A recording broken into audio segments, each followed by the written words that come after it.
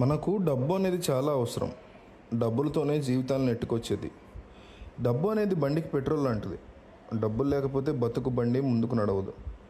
అందుకే ఉద్యోగాలు చేస్తున్నాం అందరం. అది లేనివారు ఏదో ఒక పని చేసుకుంటూ గడుపుతున్నారు.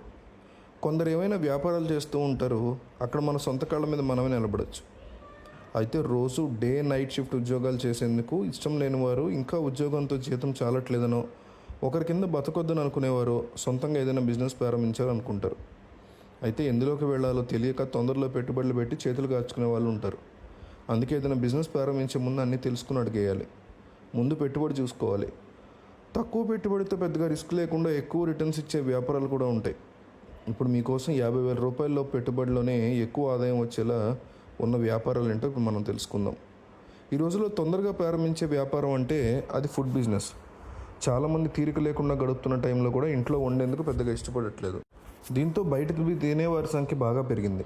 లేదంటే ఆర్డర్స్ పెట్టుకుంటున్నారు. అందుకే టిఫిన్, ఫుడ్ డెలివరీ బిజినెస్ లాభదాయకరంగా ఉంటుందని చెప్పొచ్చు. జన సముదాయం ఎక్కువగా ఉన్న ప్రాంతాల్లో ఈ వ్యాపారం పెట్టుకుంటే సక్సెస్ అవ్వచ్చు. పెట్టుబడి కూడా 50,000 రూపాయలు సరిపోతుంది. రెండోది ఫుడ్ ట్రక్స్ లేదా ఫాస్ట్ ఫుడ్ స్టాల్స్. ఇటీవల బాగా పాపులర్ అయిన బిజినెస్ ఫుడ్ ఆన్ వీల్స్. ఎక్కడైనా వీటిని పార్క్ చేసి బిజినెస్ చేసుకోవచ్చు. తక్కువ ఖర్చుతో ఎక్కువ లాభం అందుకునే వీలుంటుంది. సాయంత్రం సమయంలో చాలామంది స్నాక్స్ తినేందుకు ఆసక్తి చూపిస్తున్నారు. ఇక్కడ chats, street foods, fast foods వంటి వాటితో మంచి బిజినెస్ చేసుకోవచ్చు. అందుకే వీటిని ప్రారంభించడం బెస్ట్ బిజినెస్. జామ్, అలాగే పచ్చళ్ళ తయారీ. పల్లెటూళ్ళలోనే కాదు, ఇప్పుడు సిటీలో కూడా దాదాపు ప్రతి ఇంట్లో ఊరగాయ ఉంటుందని చెప్పొచ్చు. పచ్చళ్ళలో తినాలని చాలామంది అనుకుంటూ ఉంటారు. ఇంట్లో చేసే వీలైన వారు బయట కొనుగోలు చేస్తుంటారు. దీనికోసం ఆన్లైన్లో ఆర్డర్ చేసుకోవడం లేదా దుకాణాల్లో కొనడం చేస్తూ ఉంటారు. మీరు వ్యాపారం ప్రారంభిస్తే మంచి లాభాలు అందుకోవచ్చు.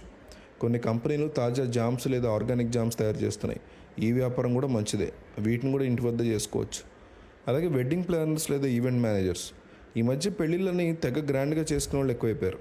అందుకే వీరికి వెడ్డింగ్ ప్లాన్స్ అవసరం పడుతుంది. లేదా ఈవెంట్ మేనేజర్లు కలుస్తారు. దీనికోసం 50,000 పెట్టుబడి సరిపోతుంది. క్లయింట్స్ అవసరం అర్థం చేసుకోవడం ద్వారా ఈ బిజినెస్ అభివృద్ధి చెందుతుంది. విస్తరించేందుకు కూడా వీలుంటుంది.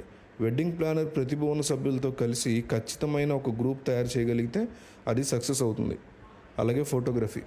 ఇక ఎవర్ గ్రీన్ ఫీల్డ్ అనేది ఫోటోగ్రఫీ గురించి ముఖ్యంగా చెప్పుకోవచ్చు. దీనికి ఎప్పుడైనా గిరాకీ ఉంటుంది. వెడ్డింగ్ ఫోటోగ్రఫీకి ఇది ఎక్కువ సంపాదించవచ్చు. పార్టీ షూట్లని డిమాండ్ ఎక్కువే ఉంటుంది. ఇక న్యాచురల్ ఫోటోగ్రఫీ కూడా డిమాండ్ ఉంటుంది. పుట్టినరోజులు, ఇళ్లలో చేసుకునే ఇతర వేడుకలు, ఇలా దేనికైనా ఫోటోగ్రఫీ ఉండి తీరాల్సిందే.